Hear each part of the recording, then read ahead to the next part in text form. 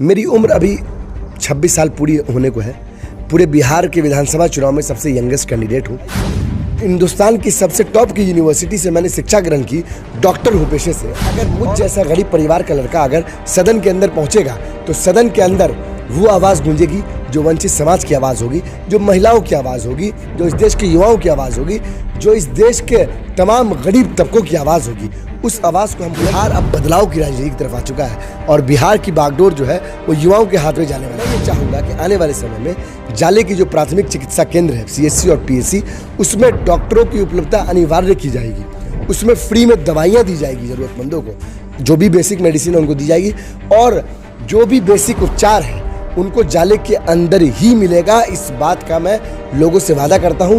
मैं डॉक्टर हूं, मुझे मालूम है ये कैसे होता है। जिस तरह का लोगों का प्रेम, प्यार, आशीर्वाद और दुआएं मुझे मिल रही हैं, कोई भी रेस में नज़र नहीं आ रहा है। ये अब हार जीत की लड़ाई नहीं है, ये लड़ाई मार्जिन बढ़ाने की लड़ाई है। जो लोग है कि जाले की जनता जो है अब ऐसे व्यक्ति को चुनना चाहती है जो जाले का विकास करे, जो इस क्षेत्र की बात करे, जो इस क्षेत्र का विकास करे, जो यहाँ के शिक्षा पे बात करे, जो यहाँ के स्वास्थ्य पे बात करे, जो यहाँ के किसानों की समस्या पे बात करे। तमाम जाति के लोगों से मुझे समर्थन मिल रहा है। लोग कह रहे हैं कि युवा विधायक सीधा संपर्क, विधायक उनका युवा होगा, संपर्क उनका सीधा होगा, किसी तरह का कोई बैरियर बीच में नहीं होगा।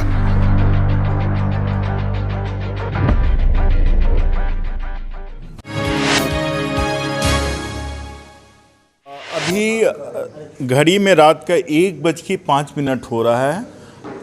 हम लोग मौजूद हैं अभी दरभंगा डिस्ट्रिक्ट के जाले असेंबली कॉन्स्टिट्यूंसी में। हमारे साथ कांग्रेस के कैंडिडेट, कांग्रेस और महागठबंधन के कैंडिडेट डॉक्टर मशकूर अहमद उस्मानी मौजूद हैं। बात करेंगे उनसे किन मुद्दों पे वो इस बार चुनाव लड़ रहे हैं। मशकूर, 1 बज रहा है रात का, अभी आप कैंपेन से आए हैं, आपकी कम उम्र का कितना फ़ायदा मिल रहा है? देखिए, कम उम्र का फ़ायदा इस तरह से मिल रहा है कि मैं घर घर जा रहा हूँ और हर एक वोटर का मान और सम्मान बराबर होता है, चाहे वो अमीर हो, चाहे वो गरीब हो, चाहे वो किसी भी जाति का हो, किसी भी धर्म का हो। सबका वोटिंग राइट जो है वो बराबर है, हर किसी के वोट की कीमत एक बराबर है।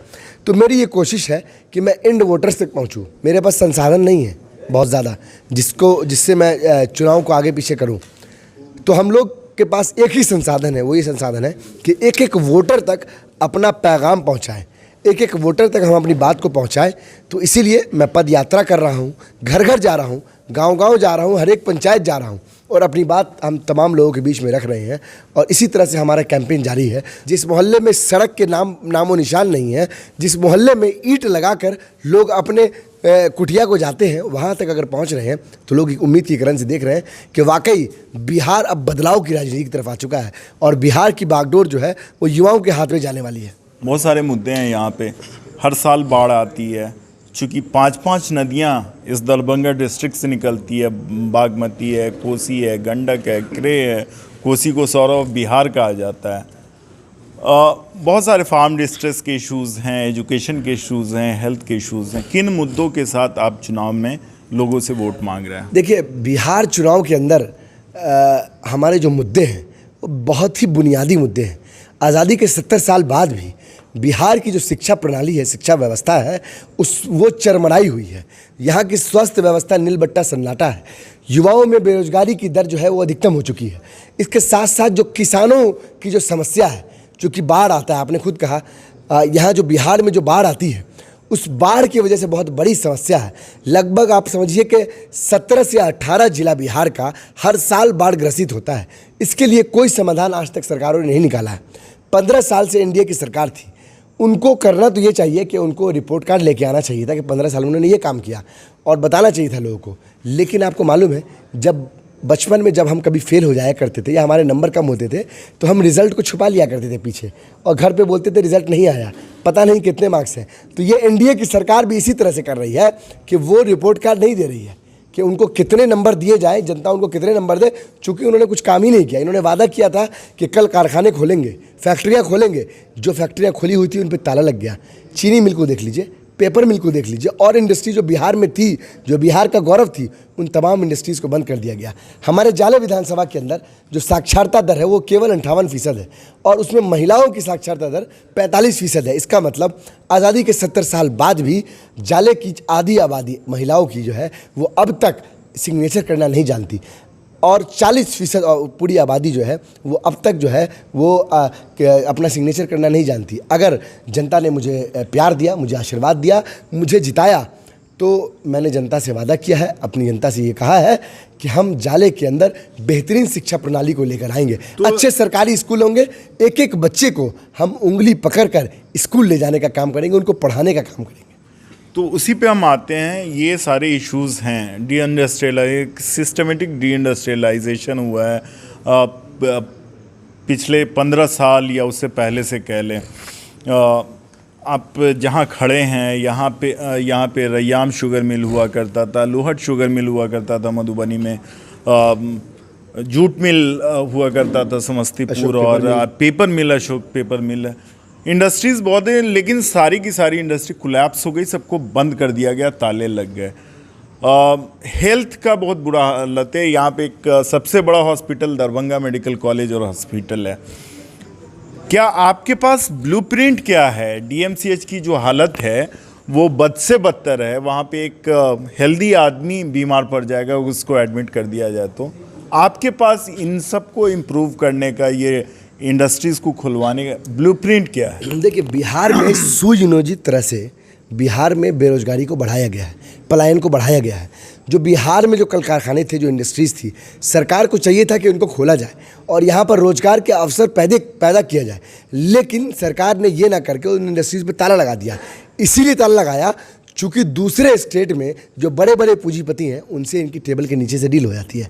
जब टेबल के नीचे से डील होती है तो दूसरे स्टेट मजबूत होते हैं और वहाँ के लोग, वहाँ के जो पूंजीपति हैं वो और मजबूत होते हैं। तो कहीं ना कहीं बिहार में जानबूझकर पलायन को बढ़ाया गया, बेरोजगारी को बढ़ाया गया, ताकि सस्ते मजदूर, सस्ते लेबर जो है वो बिहार से पलायन करके कभी बंगाल जाए, कभी महाराष्ट्र जाए, कभी हैदराबाद जाए, कभी असम जाए, कभी बेंगलोर जाए।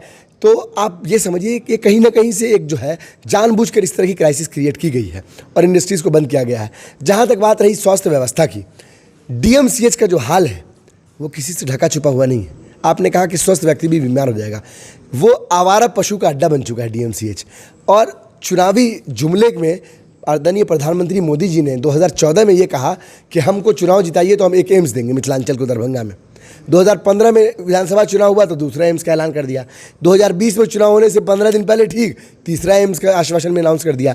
3 बार एम्स का अनाउंसमेंट हो चुका है और एम्स के नाम पर एक ईंट तक बुनियाद नहीं डाली गई है दरभंगा के अंदर।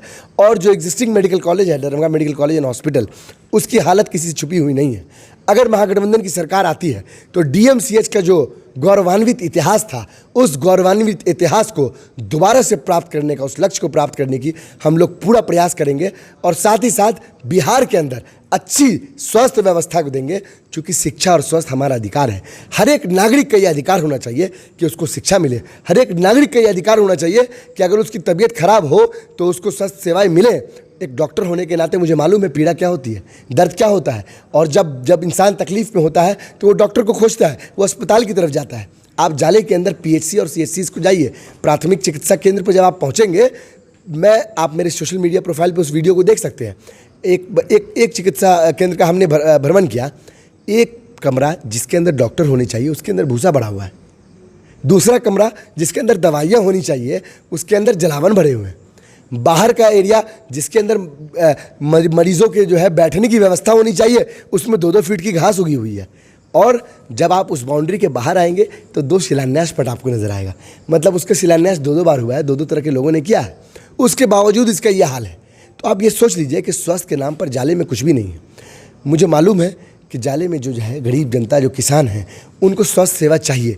उनके पास इतने पैसे नहीं होते कि वो मुजफ्फरपुर, सीतामढ़ी या दरभंगा शहर जाकर अपना इलाज करा पाएँ, किराए के पैसे नहीं होते।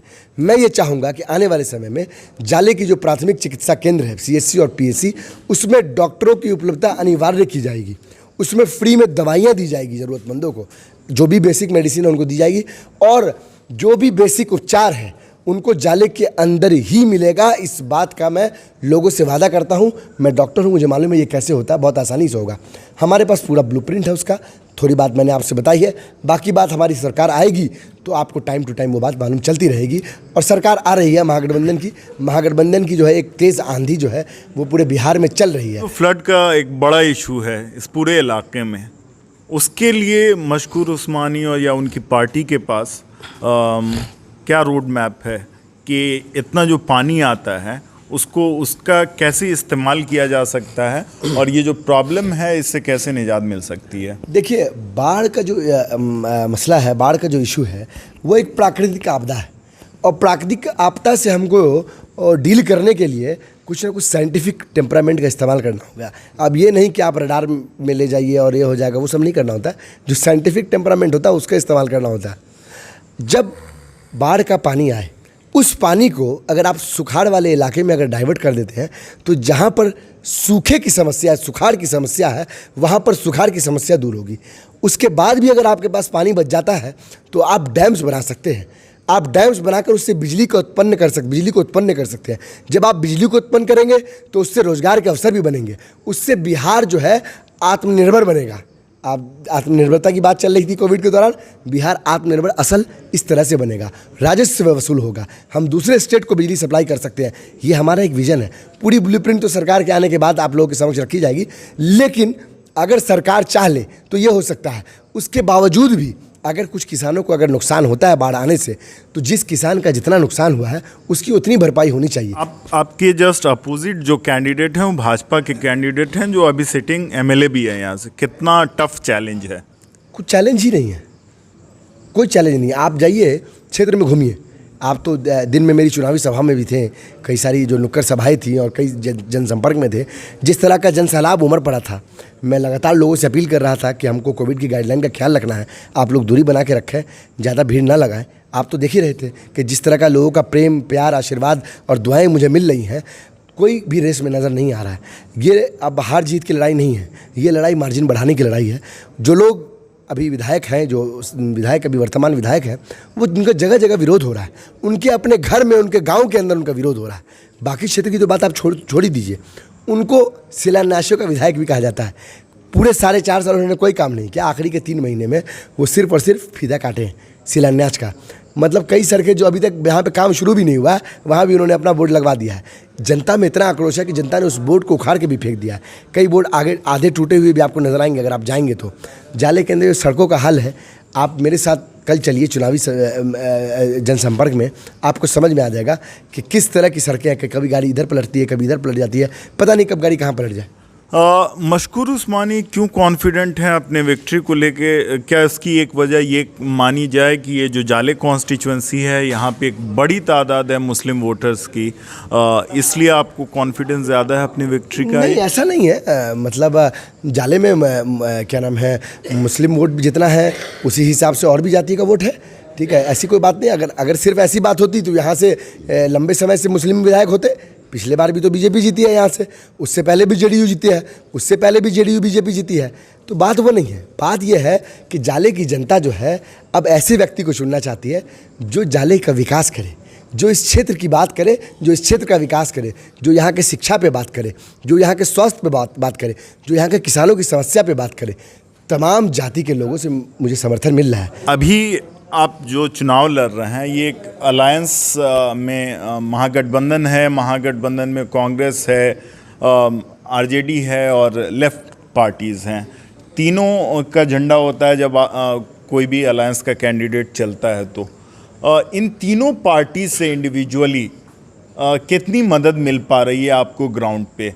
चूँकि मैं ये सवाल इसलिए पूछ रहा हूँ कि ये इलाके में लेफ़्ट की अपनी पकड़ है, आरजेडी के अपने वोटर्स भी हैं और कांग्रेस का भी वोट बैंक इसमें रहा है।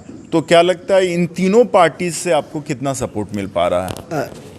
जब मैं सिंबल रिसीव करके आया तो मेरा जो सबसे पहला स्वागत किया वो आरजेडी के लोग थे, जिन्होंने पूर्ण रूप से मेरा स्वागत किया। उनको पता नहीं कैसे मालूम चल गया कि मैं उस रास्ते से गुजर रहा हूँ, चूँकि मुझे तो सबसे पहले अपने पार्टी के दफ्तर जाना था। उससे पहले ही मुझे अपने कांग्रेस पार्टी के कार्यालय पहुंचने से पहले आरजेडी के लोगों ने मेरा स्वागत किया रास्ते में। उसके ठीक बाद लेफ्ट के तमाम लोगों ने मेरा स्वागत किया। तब मैं अपने पार्टी के कार्यालय पहुंचा। तो इस तरह का समर्थन मिल रहा है। महागठबंधन की बैठक दोनों ब्लॉक में हो चुकी है। तमाम महागठबंधन के कार्यकर्तागण, तमाम नेतागण पूरी तरह से मेरे साथ जुटे हुए हैं और सिर्फ एक एम है, सिर्फ एक बात है कि अब जाले को बदलाव चाहिए और जाले को युवा विधायक चाहिए। और लोग कह रहे हैं कि युवा विधायक सीधा संपर्क, विधायक उनका युवा होगा, संपर्क उनका सीधा होगा, किसी तरह का कोई बैरियर बीच में नहीं होगा।